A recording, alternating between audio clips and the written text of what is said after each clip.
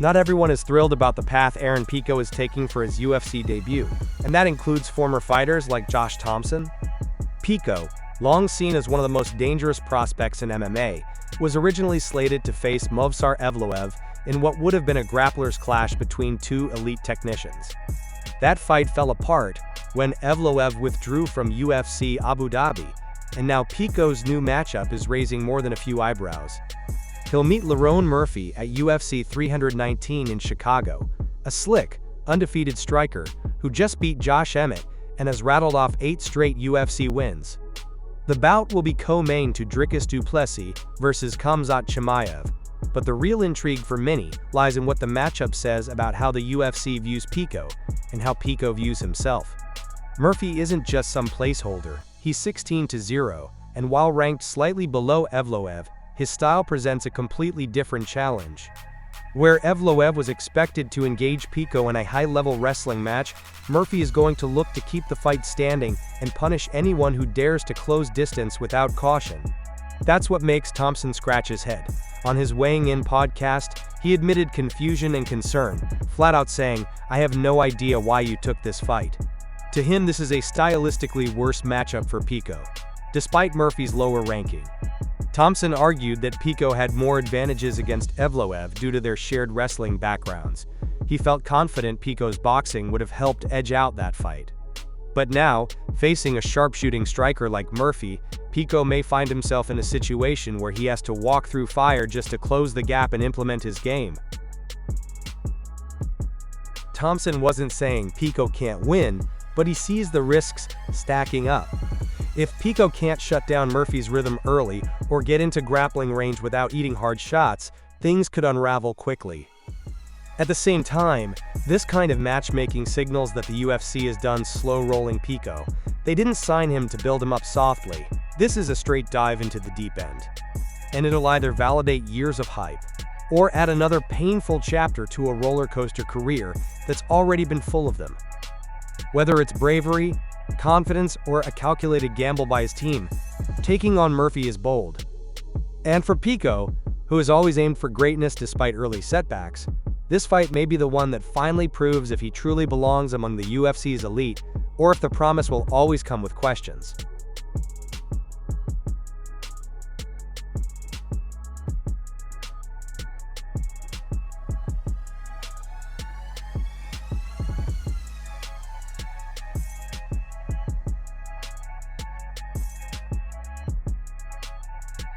Shara Bullet Magomedov's recent UFC victory over Marc-Andre Barriault may have added another impressive chapter to his growing resume, but it didn't come without a price.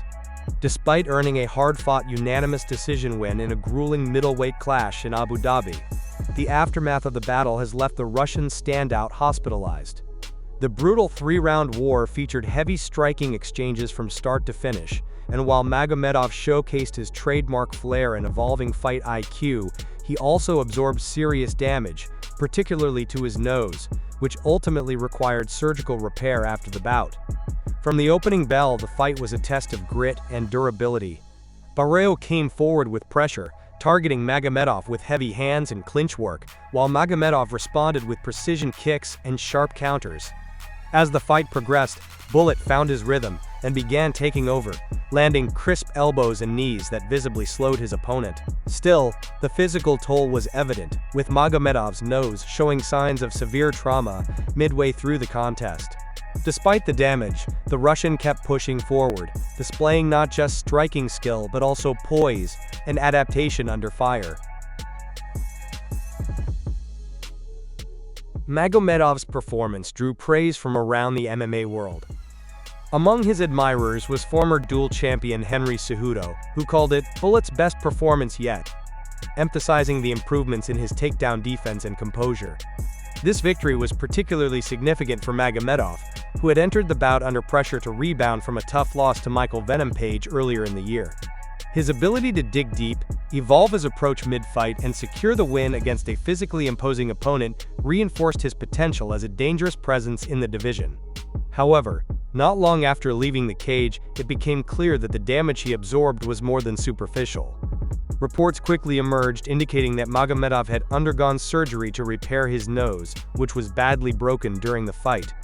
He was admitted to a hospital in Abu Dhabi, where he remains under medical supervision as a precaution.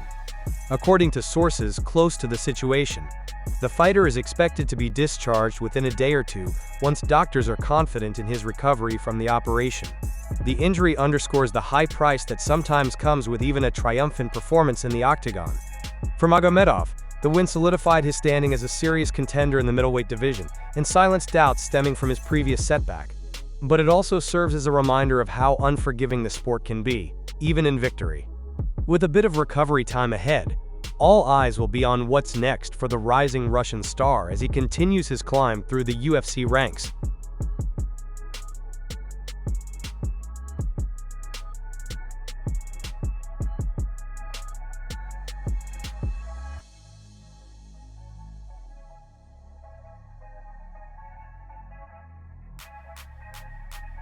Amanda Ribas's road in the UFC has taken another painful and complicated turn following her stoppage loss to Tabatha Ricci at UFC Abu Dhabi. After being dropped in the second round by a brutal elbow in the clinch, a strike that ended the fight with a flurry of ground and pound, Ribas revealed the damage went far beyond the surface. The elbow didn't just lead to a TKO. It displaced a metal plate that had been surgically inserted just a year earlier, after a similar injury suffered in her loss to Maycee Barber. That plate, which was meant to reinforce the area around her orbital bone, now has to be corrected in another surgery. The moment the elbow landed, the damage was obvious. Ricci's short-range strike sent Ribas reeling to the canvas. While fans and commentators were focused on Ricci's resurgence and impressive finish, behind the scenes, Ribas was quietly dealing with a serious medical concern. Hours later, from her hospital bed, the Brazilian fighter confirmed the extent of the injury in a message to fans. According to her, the plate that had been placed post-Barber fight had likely been slightly loose for some time, possibly explaining the recurring headaches she'd been experiencing during camp, something she had chalked up to fatigue or stress.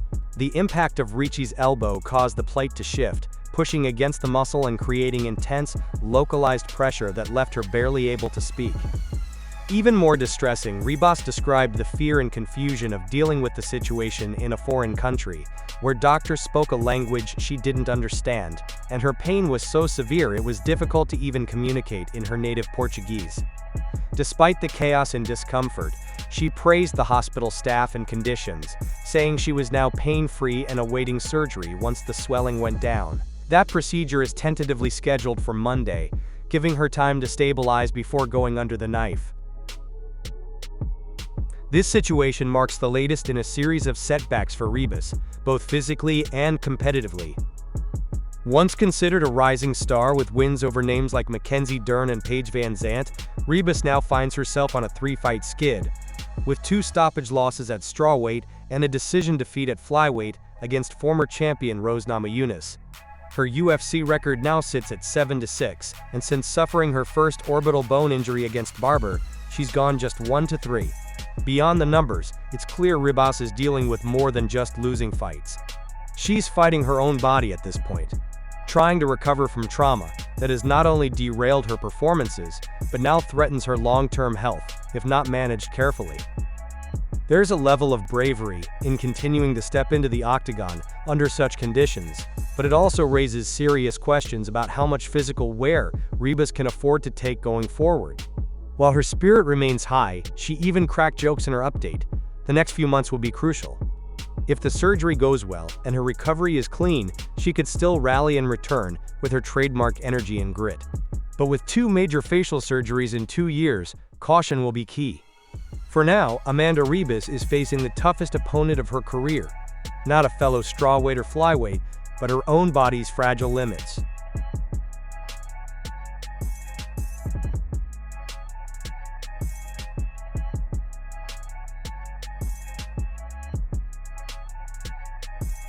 Fresh off a hard-earned win at UFC Abu Dhabi, Bryce Mitchell is wasting no time lining up his next challenge, and he's aiming high, calling out none other than Umar Nurmagomedov.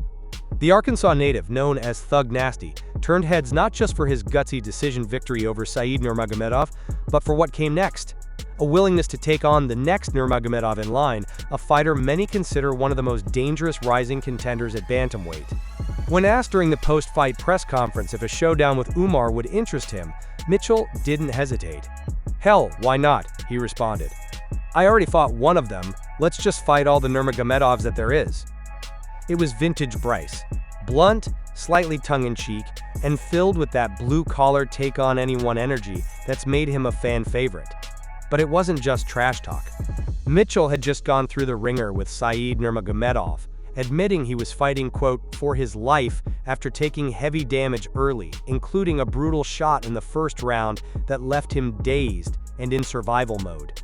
The gritty nature of that fight, and Mitchell's ability to battle through adversity, has added new intrigue to his bantamweight campaign. He noted he feels better physically at 135 pounds, suggesting the cut is difficult but worth it. He believes the improved cardio gives him a real edge in the late rounds.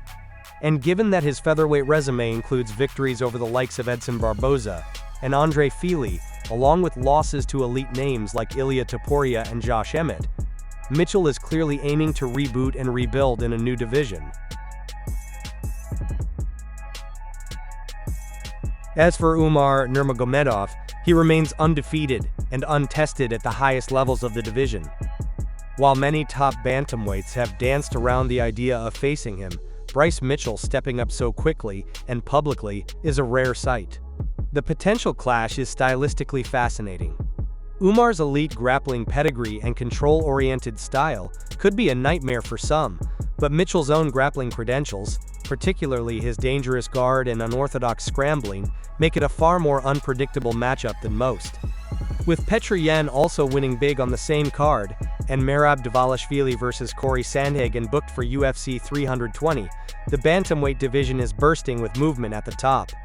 But if the UFC wants to test Umar against someone tough, awkward, and unafraid to speak his mind, Mitchell might just be the right kind of wildcard. Whether it's next or not, the fight is already picking up interest, and Bryce Mitchell seems ready to keep fighting his way through every Nurmagomedov he can find.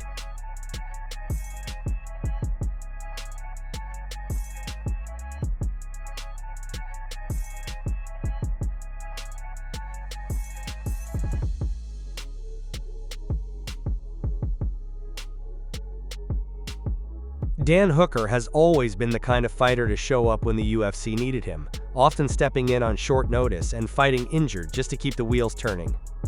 But lately, he's had enough of putting the promotion's needs ahead of his own, especially after what he experienced during UFC 317 Fight Week in Las Vegas. Hooker had made the long trip from New Zealand hoping to support his teammate Kai Kara France in his title fight against Alexandre Pantoja, only to have his tickets revoked after skipping a UFC obligation scheduled for 3 a.m. New Zealand time. For Hooker, who's been pouring blood and sweat into the octagon for over a decade, the lack of courtesy cut deep. He didn't understand how a single missed media duty, scheduled at a time he says was unreasonably early, could result in such a petty consequence, and it's made him reevaluate how much he's willing to give for an organization he feels doesn't always give back. Recovering from hand surgery in March, Hooker was originally eyeing the UFC's return to Perth this September as a chance to fight close to home. But after what happened in Vegas, he's now shifting focus toward the UFC's traditional New York card in November. And if the UFC wants him in a main event or 5-round title eliminator, they'll need to pay him accordingly. He broke it down in simple terms. Why should he risk more time and more damage for only slightly more pay? Hooker likened it to a regular job. No one works double hours for just a token bump in wages. To him, it's not about the honor of fighting 5 rounds. It's about compensation, plain and simple. Despite his frustration, Hooker doesn't seem bitter, just blunt. He still respects the UFC's ability to manage its roster and title picture. He pointed out how clever the organization is in keeping multiple contenders in the conversation for any championship fight. That way, if one fighter starts playing hardball in negotiations, they can pivot to another name and still sell a compelling main event. In the case of Ilia Topuria's lightweight title reign, Hooker sees contenders like Justin Gaethje, Arman Sarukian, and even Paddy Pimblett being floated as potential challengers. This constant rotation keeps the UFC in control. It prevents any fighter from having too much leverage. Hooker understands that this is how the business works. But that doesn't mean he's going to play the game blindly anymore. He's ready to fight, and he's still chasing big matchups. He called out Sarukian specifically. But if the UFC wants his name on that contract, especially for high-stakes bouts or extended rounds, they'll need to meet him on his terms. After years of being the company man, Hooker's done sacrificing his own value for the sake of convenience. Now it's about getting what he's earned.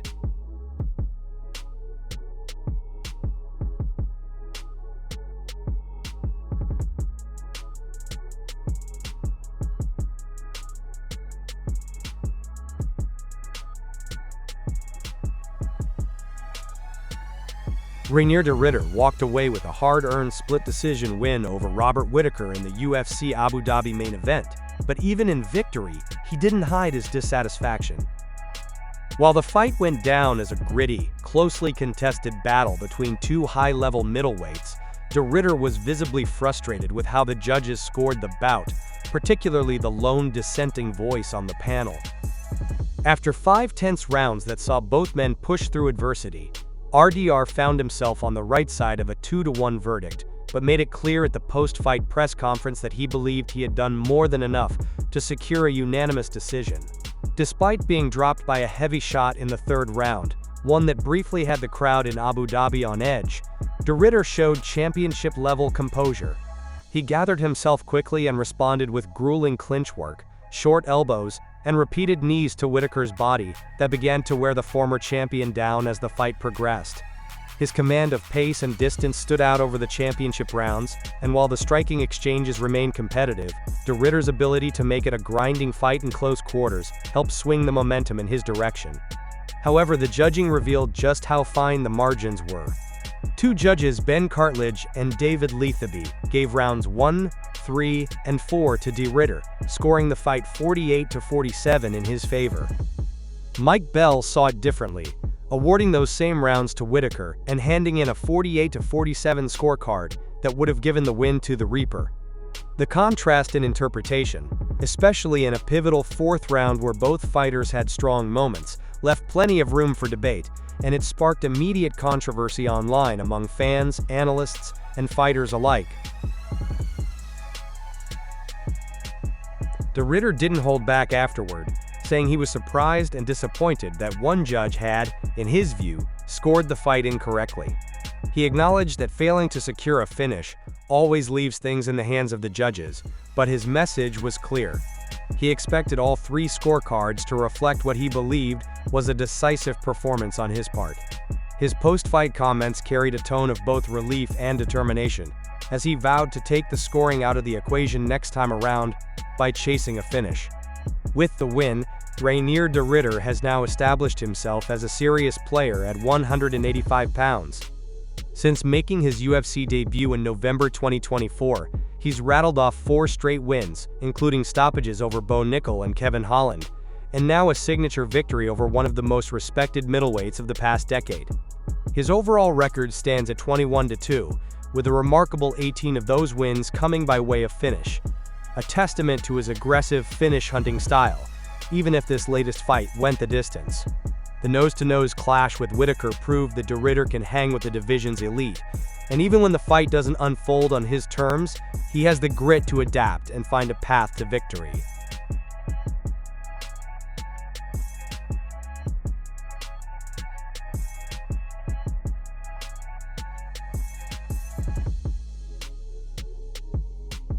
Sarukian isn't holding back when it comes to Paddy Pimblett. The top-ranked UFC lightweight made it clear on the Overdogs podcast that he doesn't think the baddie belongs anywhere near the top 10, let alone in the title picture. Despite Pimblet holding the number 9 spot in the UFC lightweight rankings, Sarukian questioned his entire resume, dismissing the recent wins Pimblet has stacked up as victories over fighters well past their prime.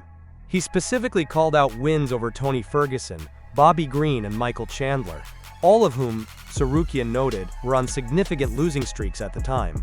To him, it's absurd that Pimblet is even being mentioned as a potential challenger to new champion Ilia Topuria. Topuria, who knocked out Charles Oliveira to win the vacant belt, had a brief stare-down with Pimblet after his win, sparking speculation that the UFC could be leaning toward a marketable but controversial title fight. That possibility doesn't sit well with Sarukian, who believes Pimblet's popularity is blinding some fans to the reality of his matchmaking and performances. Meanwhile, Sarukian, the number 2 ranked contender, has had to fight through a murderer's row of legitimate contenders to get to where he is. He was previously booked to face Islam Makhachev for the title earlier this year, but was forced to withdraw just hours before weigh-ins due to a back injury, a move that clearly frustrated Dana White, who publicly questioned whether Sarukian had blown his shot at the belt. Even so, Sarukian is confident he's the rightful next challenger, and expects the UFC to recognize that when the time comes. As the lightweight division adjusts to Topuria's reign, and the absence of Makhachev, who is now chasing gold at welterweight, Sarukian is drawing a hard line between merit and hype. To him, contenders should earn their place, and no amount of marketing should bypass that. Pimblet might be a star, but Sarukian believes the cage tells the real story, and in his eyes, Pimblet hasn't done enough to be in it with the best.